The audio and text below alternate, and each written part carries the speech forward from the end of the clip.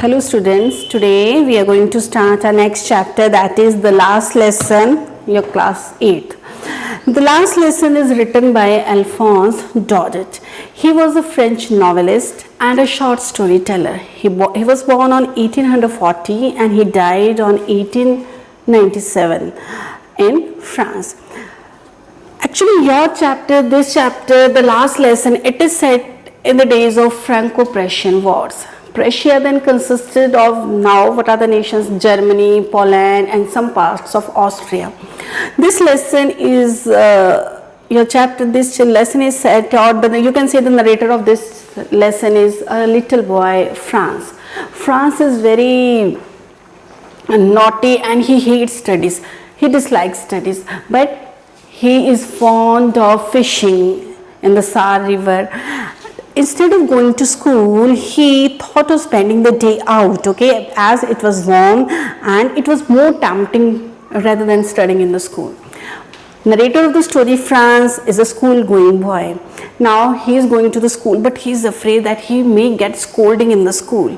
The last lesson means the last lesson of a French teacher, M. Hamel. Now the last lesson, when the Franco-Prussian war was going on, at that time the French districts of Alsace and Lorraine were passed to Berlin, okay, and Berlin ordered that French language will not be taught in the schools of districts Alsace and Lorraine, okay. They were the two French districts, Alsace and Lorraine, and when Franco-Prussian war was going on, then France was defeated by the Poland, and this Germany instructed that German language will be taught in these two districts instead of French. So the last lesson is their last French lesson, okay, last French lesson of their French teacher M. Hamel. Now we will study the story in detail. This is a young boy, the school going boy, Franz. Franz doesn't want to go to school because he dislikes studies. He is sensitive, but he is sensitive and lovable. Now this Franz is going to school and he is very, you can say very afraid. He is afraid because he may get scolding in the school, because Miss M. Hamel has asked them, because M. Hamel is supposed to question them on participles and he don't know anything about it. So he is little bit afraid of scolding in the school. That's why he, instead of studying at the school, he wants that he should go somewhat outside and don't want to go to the school, okay. Now I started for school very late that morning and was in the great dread of scolding, because especially M. Hamel has said that he would question on participles, and this Franz didn't know anything about the participle. He didn't know the lesson at all. अब क्या इस story में क्या था कि France एक school going boy है और वो स्कूल जाना चाहता है, स्कूल नहीं जाना चाहता बिकॉज जो उसका जो फ्रेंच टीचर है एम हैमल, उसने कहा है कि ही विल, वो उनके क्वेश्चन पूछेगा पार्टिसिपल्स के ऊपर, और ये पार्टिसिपल्स का उसको कुछ नहीं आता है. सो उसे बहुत डर है कि उसको स्कोल्डिंग होगी, स्कूल में जाके उसको डांट पड़ेगी, तो he doesn't want to go to school. Now this lesson was set in the days of, you know this thing, that in the Franco-Prussian war. Now when he was going to school, okay, there was a bulletin board in the town hall. Look at this bulletin board. There was a bulletin board in the town hall and all the bad messages, all the lost battles, हर एक चीज़ जो थी वो इस bulletin board में publish होती थी. But by the time अभी school को लेट हो रहा था, ये स्कूल के लिए जल्दी जल्दी कर रहा था, और जब वो बुलेटिन बोर्ड की क्रॉस होता है, देन ही थॉट कि बुलेटिन बोर्ड में क्या लिखा होगा इसमें, क्यों मोस्ट ऑफ दिस लोग जो थे वो वहाँ पर स्टडी कर रहे थे कि what is written on that bulletin board, लेकिन वो स्कूल को लेट हो रहा था तो वो जल्दी जल्दी चला जाता है एंड वो मन में सोचते हैं कि आज की बुरी खबर आई होगी in this bulletin board, okay. ये देखो how this people are reading on the bulletin board, okay. Now, usually when school began, there was a great bustle which could be heard out in the street, the opening and closing of the desk, lesson repeated in unison, very loud with our hands, with over our ears to understand better, and the teacher's great ruler rapping on the table. अब वो बता रहा है France, अब this narrator of this story is a little boy France. अब ये सारी story एक फ्रांस जो है लड़का है उसने नरेट की है। और वो फ्रांस बोलते हैं कि यूजुअली स्कूल में क्या होता है, स्कूल में बहुत बसल्स होता है, बहुत ज़्यादा शोर शराबा होता है, but at the time France was confuse that what was going on, what was figuring out. क्यों? जब स्कूल में बहुत ज़्यादा शोर होता था, जैसे हमारे सभी स्कूल्स में होता है, तो बच्चे क्या करते हैं, ज़ोर ज़ोर से लेसन रिपीट करते हैं। उस दिन क्या था, but now it was all still. अब वहाँ पे बहुत स्टिल था and France was confuse and he could not figure out what was happening that day. अब फ्रांस सोचते भी क्या बात है, आज तो कोई शोर सुनाई नहीं दे रहा है। देन ओके, अब उसको कोई शोर नहीं सुनाई देता है, अब वो बिल्कुल शांति होती है स्कूल में, कोई बाहर स्ट्रीट्स में शोर नहीं होता है नेचुरली। फिर नेक्स्ट क्या होता है, अब क्या था, जब क्लास में शोर होता था वो चुपके से अपने डेस्क में चला जाता है, but by the time the class is silent, अब उसको बहुत शाई फील होता है कि वो कैसे अपनी डेस्क में बैठेगा, पर वो चुपचाप जाता है अपने डेस्क में बैठ जाता है। टू हिज सरप्राइज, वो बहुत सरप्राइज होता है कि सभी बच्चे already they were sitting on their desk and in the last bench, जो लास्ट बेंच था उसमें some village people were also sitting with their primers means text books. वो अपने प्राइमर्स के साथ some village people were sitting, because why they were sitting we will read in this chapter next. Okay, अब M. Hamel जो था, अब this is M. Hamel, this is the French teacher. अब पर कुछ नहीं होता है, M. Hamel उसको देखता है और वेरी काइंडली उसको बोलता है कि वेरी गुड, जल्दी से अपनी जगह में चले जाओ, we were starting without you, हम तुम्हारे बिना ही लेसन को स्टार्ट कर रहे थे। ओके, फिर वो जल्दी से अपनी सीट में जाता है, वहाँ पे बैठ जाता है। अब थोड़ी देर के बाद वो देखते हैं कि my teacher has worn this type of dress. Okay, green उसने ड्रेस डाल लिया, हैट डाला, तो वो बहुत कंफ्यूज होते हैं कि आज ये फ्रेंच टीचर ने, ये जो हमारा ये एम हैमल है, एम हैमल है, उसने ये ऐसी ड्रेस क्यों पहनी है। मोस्टली वो ऐसी ड्रेस कब डालता था, he used to wear this type of dress an annual function या कोई स्कूल इंस्पेक्शन होती थी तो वो इस टाइप की ड्रेस डाल के आता था। बट वो फ्रांस सोचते कि आज तो स्कूल इंस्पेक्शन ही है, nothing special is there, then why M Hamel ने ये ड्रेस डाली है, ग्रीन ये कोट डाला और बहुत क्लीनली वो ड्रेस्ड है, तो वो उसको बहुत कंफ्यूज होता है कि आज ये क्यों ऐसा डाला है। ओके, नाउ अब एम हैमल स्टार्ट करता है, उनका जो टीचर है वो बोलता है कि एम हैमल क्या बोलता है कि this is your last lesson. Okay, ये आपका लास्ट लेसन है फ्रेंच का, बिकॉज जर्मन लैंग्वेज और German teacher would come tomorrow and it has been ordered by Berlin that only German language will be taught instead of French. तो M Hamel बोलते हैं कि आज तुम्हारा लैंग्वेज का फ्रेंच का लास्ट डे है, क्योंकि फ्रेंच जो फ्रांस है वो हार गया था और ये लास्ट लेसन है फ्रेंच का, और टुमारो तुम्हारा एक नया टीचर आ जाएगा, वो आपको जर्मन पढ़ाएगा। क्यों? क्योंकि ऑर्डर आ गया है कि अब फ्रेंच जो है वो नहीं पढ़ाई जाएगी। अब ये Franz was shock to hear this thing.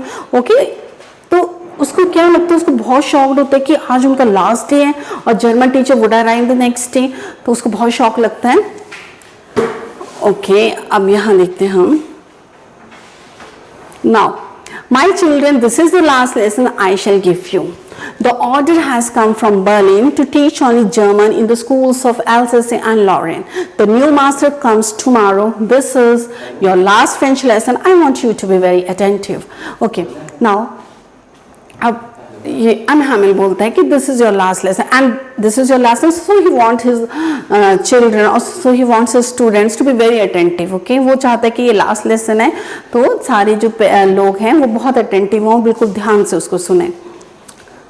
अब उसको समझ आता है रिचेस मीन्स अनफॉर्चुनेट, जो कुछ भी हो, तो उसको एकदम याद आ जाता है इसको फ्रांस को कि जब वो बुलेटिन बोर्ड को क्रॉस किया था उसने टाउन हॉल में, तो वहाँ पर क्या था, कुछ लोग पढ़ रहे थे। इसका मतलब जो भी बैड न्यूज़ जो थी वो बुलेटिन बोर्ड में आती थी, इट मीन्स ये बैड न्यूज़ थी कि हमारी जो ये हार के और अब हम कल से जर्मन लैंग्वेज सीखेंगे।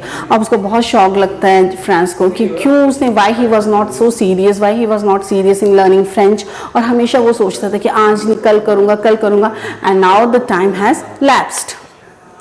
ओके, नाउ अब उस फ्रांस को बहुत बुरा लगता है कि poor man, it was in honor of his last lesson that he had put on his fine Sunday clothes, and now I understood why the old man of the village was sitting there in back of the room. Okay, अब France को लगता है कि अब समझ आता है कि क्यों मेरे जो ये लोग हैं, गांव के लोग जो हैं, वो बिल्कुल पीछे बैठे हैं, अपनी टेक्स्ट बुक लगी है और वो क्यों ऐसे बैठे हुए हैं, क्यों? Because they wanted to give respect. M Hamel has served in that school for 40 years, और 40 ईयर्स से उसने अपने स्कूल को सर्व किया था, वहाँ पे उसने गार्डन लगाया था, तो 40 ईयर्स से उसने उसी स्कूल में सर्व किया था, और it was his last lesson. और जो गांव के लोग थे, दे वांटेड टू पे टू गिव रिस्पेक्ट. ओके, उसके ऑनर के लिए वो लास्ट लेसन उसका सुनने आए थे. Now okay, now look at here. My last French lesson, why I hardly knew how to write. I should never learn anymore. I must stop then there. Oh, how sorry. I was not for learning my lesson for seeking bird's egg.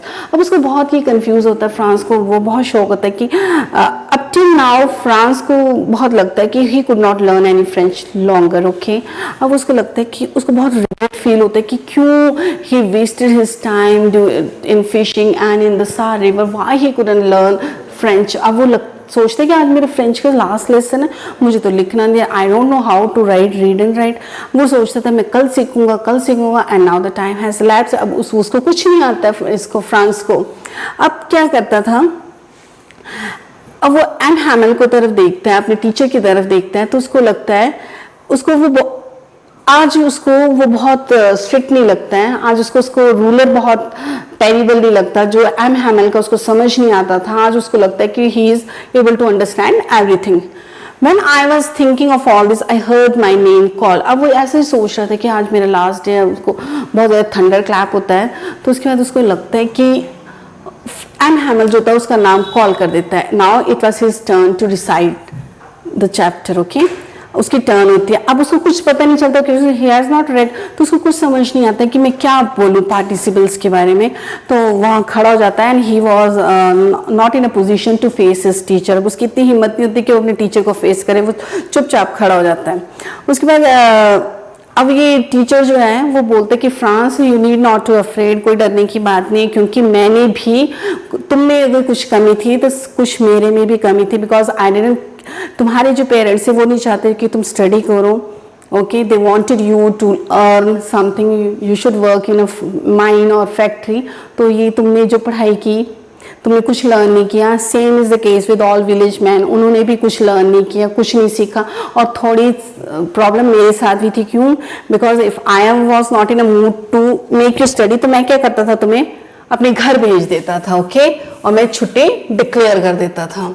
Now then from one thing to another, M. Hamel went on to talk of the French language, saying that अब M. Hamel क्या बोलता है, M. Hamel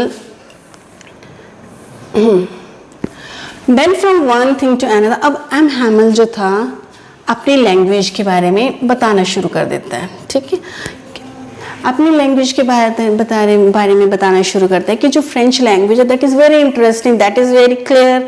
okay, तो हमें क्या था कि हमें जो है, हमें हमारी जो मदर टंग है उसके ऊपर होल्ड होना चाहिए.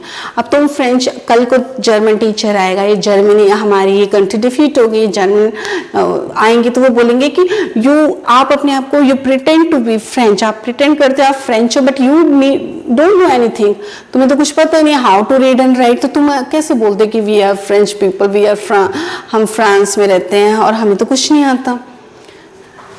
ओके, अब वो इतने ध्यान से सुन रहा था कि फ्रांस को लगता है कि उसको सब कुछ समझ में आ रहा है. जो टीचर उसको बहुत स्ट्रिक्ट लगता था, जिसका उसको लगता था कि कुछ समझ नहीं आता है, तो उसको बहुत समझ में आ रहा था फ्रांस को. Actually when he heard that this is their last lesson and M. Hamel is going today or tomorrow, you can say, a new teacher will come, तो उसका क्या था, एटीट्यूड जो था that was changed. उसका attitude change हो जाता है towards M. Hamel and towards French also. Now after the grammar, okay, after the grammar we had a lesson in writing. Okay, अब M. Hamel ने क्या किया कि ग्रामर के बाद उसका लेसन कर दिया शुरू राइटिंग, और दैट डे तो उसको बहुत सुंदर लगा. ठीक है, ओके, यहाँ से करते हैं. ओके, अब वो सोचता है कि पिजन्स भी थे, वो बहुत लो उसमें गा रहे थे। वो सोचते कि क्या ये जर्मन जो लैंग्वेज है, क्या पिजन्स को भी ऐसा ऑर्डर हो जाएगा कि उनको भी फ्रेंच उसमें जर्मन में ही आवाज़ अपनी साउंड करनी है। ठीक है, अब वो फ्रांस बोलता है कि जब मैं अपना लिख रहा था, upon my writing, I saw M. Hamel sitting motionless in his chair and gazing first at one thing and then at another, as if he wanted to fix in his mind just how everything looked in that little schoolroom fancy. अब France is saying जब when he was writing, तो M. Hamel क्या कर रहा था, एक चीज़ को देख रहा था, दूसरी चीज़ को देख रहा है, because he had been serving there for 40 years, तो हर एक चीज़ को बहुत ध्यान से देख रहा था। And he was sitting motionless, means वो जरा मूव नहीं कर रहा था। Actually, this is the story of M. Hamel and France, and M. Hamel is full of, because it is their last lesson, so M. Hamel is full of grief and patriotism also. अब M हैमल एक desk को देख रहा है, दूसरी को, हर एक चीज़ को ऐसे देख रहा है, और लास्ट में जो बैठे हैं लोग वो भी उस लेटर्स को पढ़ रहे हैं। Okay, all at once the church clock struck 12। Okay, तब क्या होता है, 12 हो जाते हैं, और एम हैमल जो था, at the same moment the trumpets of the Persians returning from drill sounded under our windows. M. Hamel stood up very pale in his chair. I never saw him look so tall. अब 12 बज जाते हैं, तो M हैमल खड़ा हो जाते हैं, जो उनका टीचर था वो खड़ा हो जाता है, और वो वेरी पेल, बहुत उदास था अपनी चेयर में, और उसको लगता है फ्रांस को कि मुझे तो ये इतने लंबे कभी नहीं लगे। My friend said I, but something choked him. He could not go on. अब क्या बोलते हैं कि एम हैमल जब 12 बज जाते हैं, मीन्स उनका लेसन क्लास ओवर हो जाती है, और M Hamel he stood up, वो खड़े हो जाते हैं, बट वो कुछ बोलना चाहते हैं, but something choked him, mean उसको बोल नहीं पाते, उनका जैसे गला घुट जाता है जब वो कुछ बोलने लगते हैं, तो बोल नहीं पाते हैं। He could not go on. Then he turned to the blackboard, took a piece of chalk, and bearing on with all his might, he wrote as large as he could. अब वो कुछ बोल नहीं पाते हैं, वो चुपचाप खड़े हो जाते हैं, चौक ले लेते हैं, और चौक से बोर्ड पर लिखते हैं, इतना बड़ा लिख सकते हैं जितना वो लिख सकते थे। Vive la France means long live France. Then he stopped and leaned his head against the wall, and without a word he made a gesture to us with his hand. School is dismissed, you may go. अब last में क्या होता है, जब M Hamel he stood up, 12 बज जाते हैं, ठीक है, तो वो खड़े हो जाते हैं, बट उसका जो गला था वो चोक्ड हो जाता है, वो बोल नहीं पाता है, तो सिर्फ अपने हैंड से जेस्चर कर देता है कि तुम्हारा क्लास ओवर हो गई है और तुम जा सकते हो, with a gesture. Okay, he was not able to speak at the last moment, तो सिर्फ एक gesture बनाते कि your class is dismissed and you may go. This lesson, we can see that in this lesson, griefness, okay, and sadness was there, patriotism was there, patriotism of M. Hamel. Okay, so thank you, students.